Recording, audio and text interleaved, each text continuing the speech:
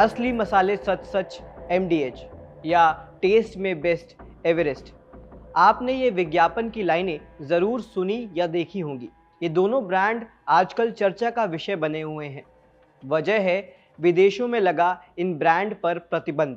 Hong Kong और Singapore ने भारत की बड़ी मसाला कंपनी एमडीएच और एवरेस्ट के कुछ मसालों पर प्रतिबंध लगा दिया है। दोनों देशों ने मसालों में कीटनाशी एथिलीन ऑक्साइड यानी कि ईटीओ की मात्रा तय मानक से ज़्यादा होने का हवाला देते हुए इसे इंसान के लिए ठीक नहीं बताया है।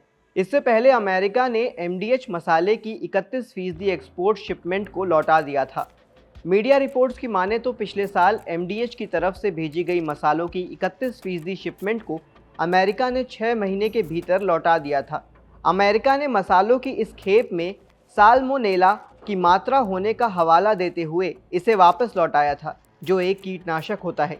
एथिलीन ऑक्साइड एक मानव निर्मित केमिकल है जो जलन पैदा करने वाली गैस है। इसका इस्तेमाल कीड़ों को रोकने के लिए किया जाता है। तय मात्रा से अधिक होने पर यह कैंसर का कारण भी बन सकती है। इसके साथ ही एथिलीन ऑक्साइड के संपर्क में आने से सिरदर्द, जी मचलाना, आंखों और त्वचा में जलन, ब्रोंकाइटिस और पुल्मोनरी एडिमा का खतरा बढ़ सकता है।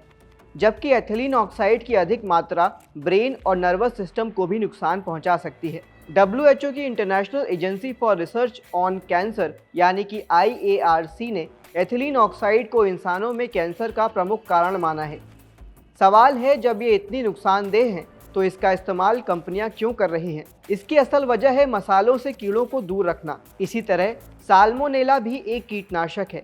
यह तय मात्रा से अधिक लेने पर टाइफाइड का कारण बन सकता है। भारतीय मसालों पर प्रतिबंध के मामलों को मसाला बोर्ड यानी स्पाइस बोर्ड ऑफ इंडिया ने काफ़ी गंभीरता से लिया है। स्पाइस बोर्ड भारतीय मसालों के विकास और विश्वव्यापी संवर्धन का केंद्रीय संगठन है।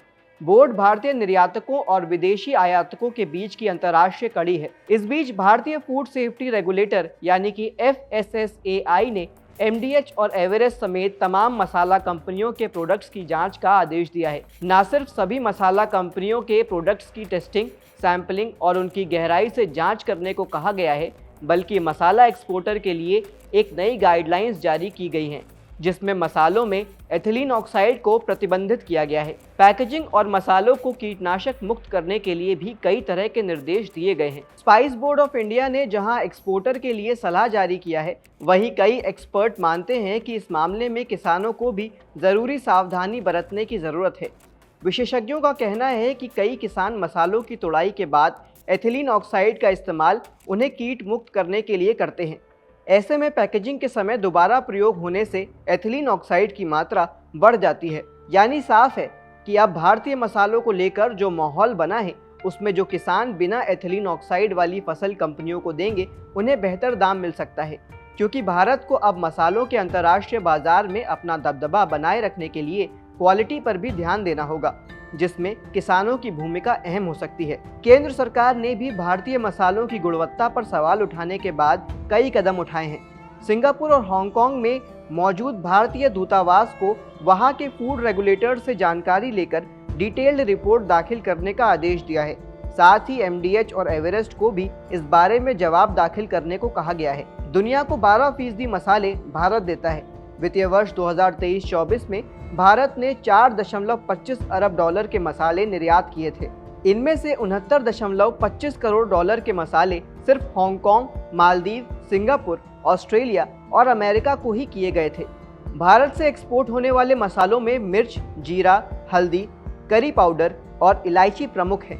साथ ही मिक्स मसालों का भी बड़े पैमाने पर एक्सपोर्ट होता है।